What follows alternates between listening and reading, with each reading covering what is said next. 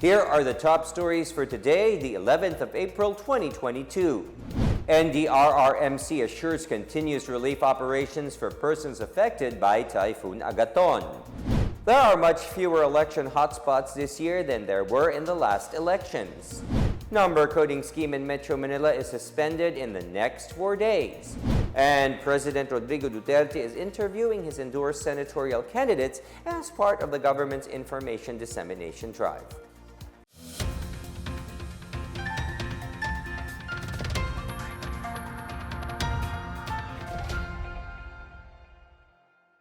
Good day, I am William Theo. Welcome to the PNA Newsroom.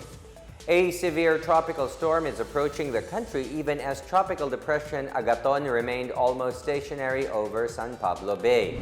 The storm will be named Basyang once it enters the Philippine Area of Responsibility or PAR tonight or tomorrow morning. It is already interacting with Agaton, which weakened further this morning. Weather Bureau Pag-asa said Agaton still brings moderate to heavy with intense rains over Sorsogon, Masbate, Romblon, Biliran, Leyte, Southern Leyte, Northern and Central Cebu, and the northern portion of Negros Oriental and Negros Occidental, Aklan, Capiz, Iloilo, Antique, and Guimaras. Agaton is forecast to remain a tropical depression and exit the country tomorrow evening. The National Disaster Risk Reduction and Management Council, or NDRRMC, assures an ample supply of relief aid to augment the resources of the local government units for the affected families of Typhoon Agaton. NDRRMC spokesperson Mark Timbal says most of the evacuees are from Western, Central, Eastern Visayas, and Northern Mindanao, Davao Region, Socsargen, Caraga, and the Bangsamoro region. Meanwhile, Malacanang says government's hands are on deck to assist affected residents. In a statement, acting presidential spokesperson Martin Andanar called on the public to be vigilant and take precautionary measures to ensure their safety. He also urges the affected residents to coordinate with local authorities. The Department of Interior and Local Government, or DILG, will not tolerate any form of election violence, nor would it tolerate the private armed groups and the use of private armies to harass and intimidate voters. This is assured by DILG Undersecretary and spokesperson Jonathan Malaya, stressing that the department will deploy more police personnel in hotspot areas. Malaya, meanwhile, said that there are fewer election hotspots this year than there were in the 2019 elections. Mas mababa ngayong eleksyong ito ang ating mga election hotspots. Kasi kung maaalala natin, noong 2019, 946 lahat yan and 546 ang red areas of concern. So ngayon naman po, ang tinitingnan natin red areas ay 125. Meaning 5 towns and 15 cities. At kung isasama po natin yung pagsasamahin natin lahat, no? Red, orange, and yellow, around 300 lang po yan. Kumpara naman dun sa 946 nung nakaraang eleksyon. Commuters may now ride the EDSA bus carousel again for free starting today as the Department of Transportation continues its Libreng Sakay program. The free rides were implemented through the third phase of the service contracting program of the DOTR and Land Transportation Franchising and Regulatory Board. This comes amid the continued increase in fuel prices. About 515 buses were deployed this morning to offer free rides. The service runs from 4 in the morning until 11 p.m. The LTFRB said they may open more routes and deploy more public utility vehicles for the Libreng Sakay in other parts of the country. The number coding scheme is suspended during the Holy Week. In a tweet, MMDA Chairman Romando Artes said the suspension of the Modified Unified Vehicular Volume Reduction Program, or the number coding scheme, will be implemented starting tomorrow, Holy Tuesday, until Good Friday from 5 p.m. until 8 p.m. This is to help ease the traffic buildup during the rush hour as more people flock to the public terminals and ports to spend their vacations in their respective provinces. Still ahead, the Philippine Consulate in New York assures it will send out the ballots as soon as possible. And the Octa research says the Philippines has a good pandemic response amid the steady decrease in the number of COVID-19 cases. We're back after a quick break. Keep it here on the PNA Newsroom.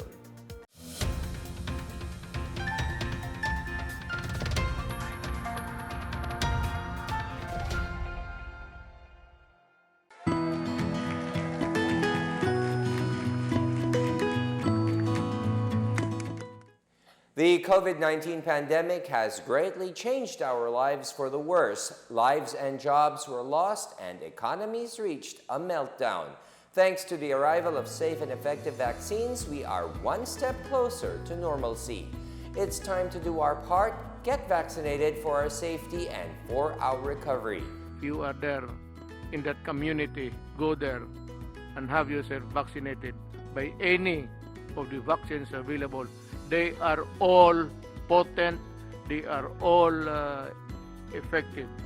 I would like to appeal to all our kababayans, please get vaccinated against COVID-19 and be the government partner in preventing further spread of the disease. I encourage you to get vaccinated as soon as possible time. These vaccines are safe and they are the key to reopening our society. The need for international solidarity and cooperation cannot be made clearer than this pandemic, because everyone is safe. No one is safe globally until everybody is safe. Vaccines work.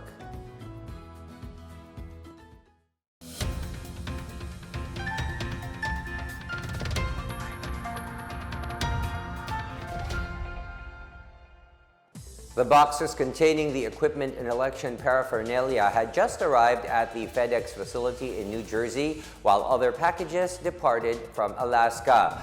Philippine Consul General in New York, El Mercato, said the ballots for overseas absentee voting would be delivered to the consulate immediately. He also defended the consulate after some members of the Filipino community said the shipping delay of election materials and general lack of timely information on the voting process are shaping up as a form of voter disenfranchisement.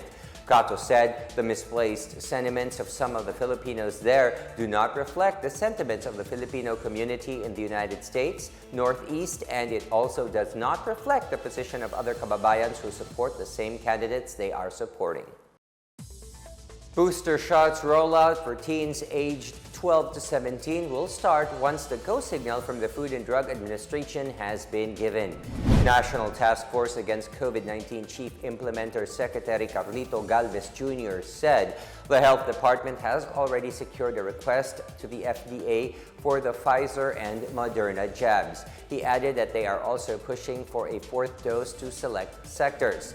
Meanwhile, another special vaccination drive is set in the Bangsamoro Autonomous Region in Muslim Mindanao, or BARM, after the May 9 polls, considering it has the lowest vaccination output. NTF against COVID-19 expert Dr. Ted Herbosa said only 25% out of its 3 million target is fully inoculated.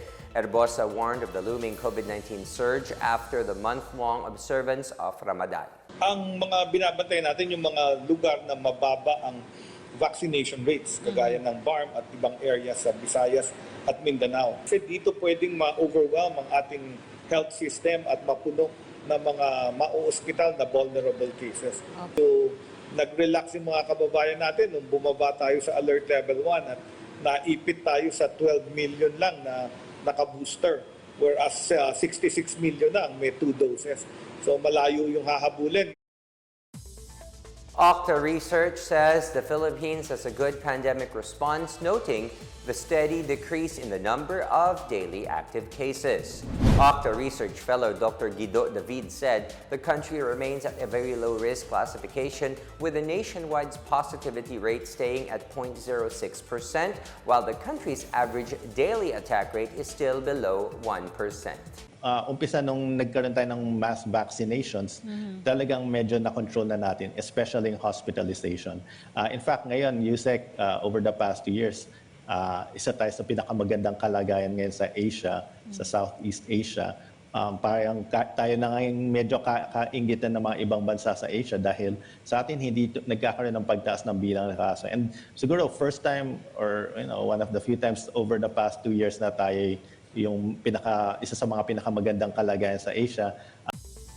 The Philippines and Japan are seeking to further strengthen their overall defense relations. This was agreed upon in the inaugural Philippine-Japan Foreign and Defense Ministerial Talks, or the 2+2 talks held in Tokyo on Saturday. The talks were described as a significant milestone for the next 10 years of the decade-old Philippine-Japan strategic partnership. Foreign Affairs Secretary Teodoro Locsin Jr. said the Philippines has achieved a substantive clarification of all the issues and that the security ties are more than a cordial relationship. Meanwhile, the Japanese Ministry of Foreign Affairs said the two nations are likewise poised to start considering frameworks to facilitate reciprocal visits to boost Japan's self-defense forces and its partnership with the Armed Forces of the Philippines, or the AFP. Labor Attaché Alejandro Padaen of the Philippine Overseas Labor Office in Lebanon says the proposed deployment ban on Filipino workers in the Middle East is not advisable at this time. Padaen is reacting to the proposal of Abdullah Mamao, newly appointed Secretary of the Department of Migrant Workers. He said the official should first consult with the people on the ground and carefully study the situation in destination countries such as Lebanon before policy pronouncements are made. He said that Lebanon is yet to recover from the political and economic turmoil and has yet to conclude an agreement on a standard contract, especially those covering domestic workers. Padaen suggested the finalization of a standard employment contract for domestic workers first before entering into an agreement. And in our business news, the Philippine Economic Zone Authority, or PEZA, now allows a hybrid work arrangement with 30% work from home for its registered information technology business process outsourcing and business enterprises. PEZA Director General Charito Plaza said the agency is accepting applications for the work scheme, which will be implemented until September 12, 2022. Since April 1, PEZA registered IP-BPOs used a regular policy ratio of 70-30 on sales allowance and not more than 30% of work from home. Enterprises intending to avail this work arrangement shall individually apply by sending their applications to PEZA. Those that cannot immediately return to office even after the 1st of April were told to submit a letter of authority from PEZA with the needed requirements. Deputy Director General for Policy and Planning Tereso Panga said that the corporate recovery and tax incentives for enterprises or create law does not prohibit remote work or working outside economic zones.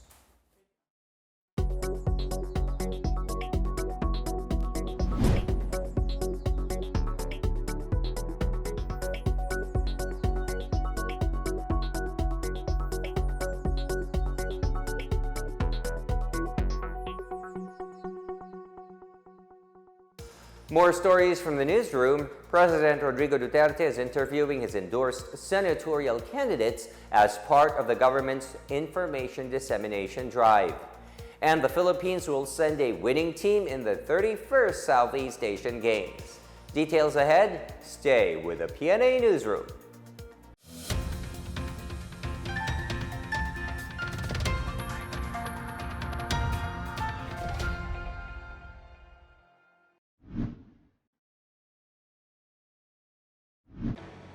Mga kabida, importante pa rin ang disiplina sa pag-iwas sa pagkalat ng COVID-19.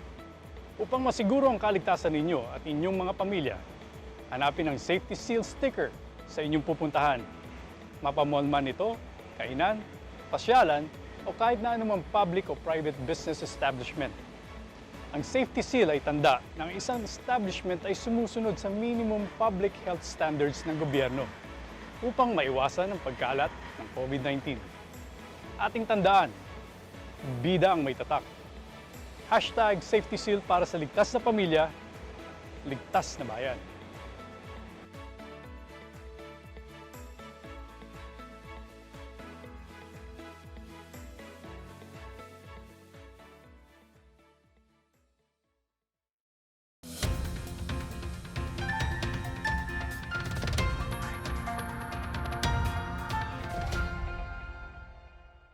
President Rodrigo Duterte is interviewing his endorsed senatorial candidates as part of the government's information dissemination drive.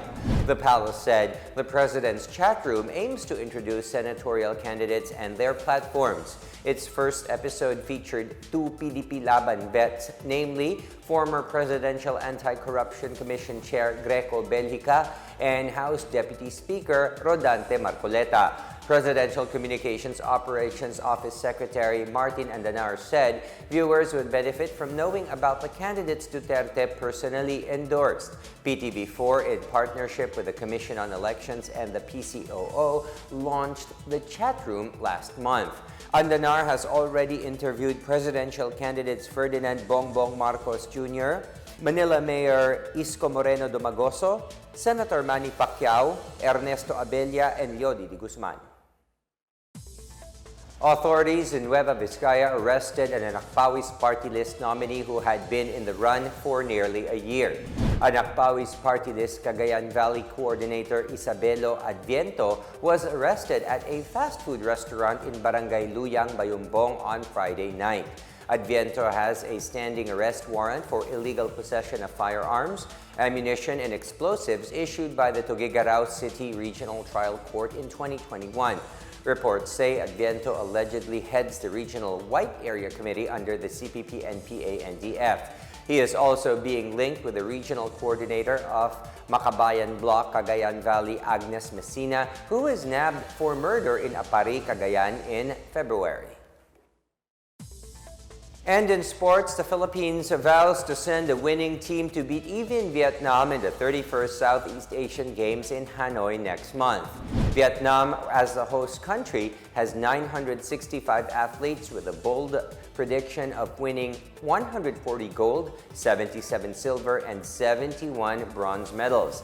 Yet the Philippine Olympic Committee President Bambol Tolentino remains unfazed. He said Pinoy athletes would ensure to bring back home the overall championship. The Philippines dominated with 149 golds, 117 silvers, and 121 bronzes in 2019.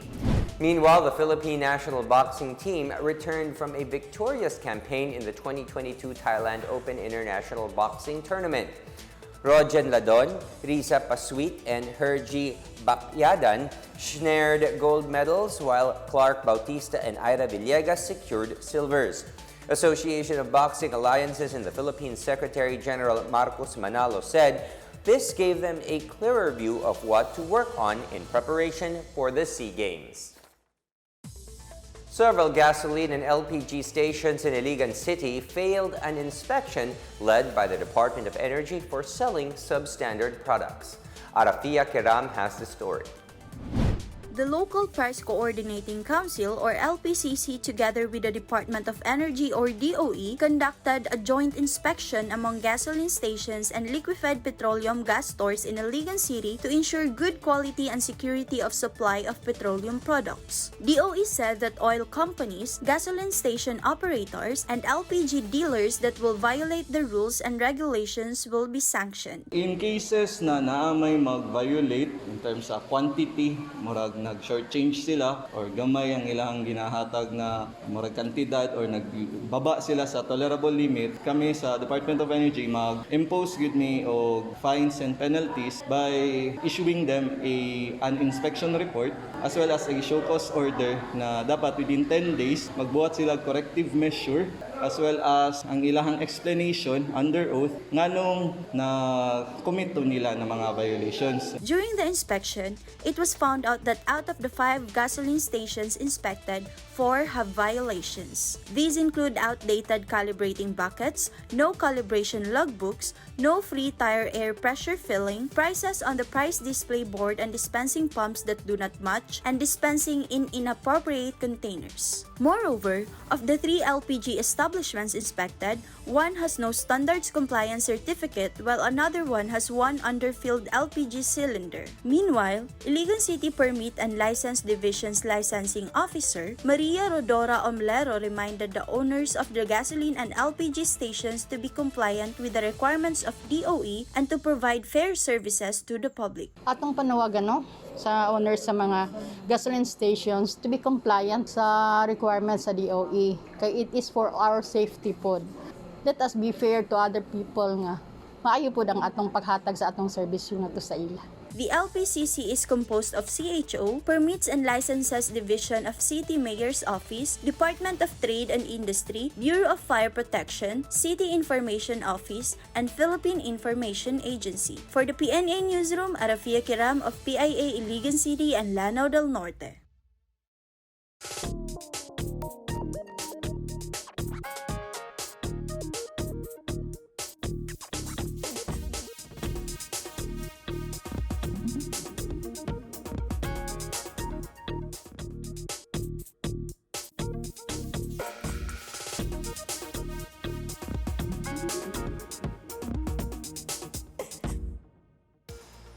Let's take another look at today's biggest stories. NDRRMC assures continuous relief operations for persons affected by Typhoon Agaton. There are much fewer election hotspots this year than there were in the last elections. Number coding scheme in Metro Manila is suspended in the next 4 days. And President Rodrigo Duterte is interviewing his endorsed senatorial candidates as part of the government's information dissemination drive. As Filipinos, we all have a vital role to play in preventing the spread of COVID-19. So remember, wear your face masks and face shields, wash your hands often, practice safe physical distancing, go out only for essential reasons, and get vaccinated as soon as possible to protect ourselves, our families, and the community. Together, we can beat COVID-19.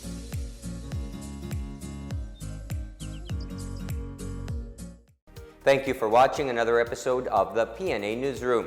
For more news content, check our webpage or log on to the Philippine News Agency's Facebook and Twitter accounts. For more stories about the government and how it serves Filipinos, look for these hashtags in all of our social media platforms and websites. We are shown on the pages of the PCOO and its attached agencies. Also, watch us on television on GTV4 and IBC 13. And that's your daily dose of the biggest stories that you need to know. From the PNA Newsroom, we tell stories that inspire change. I am William Theo. Good day, everyone.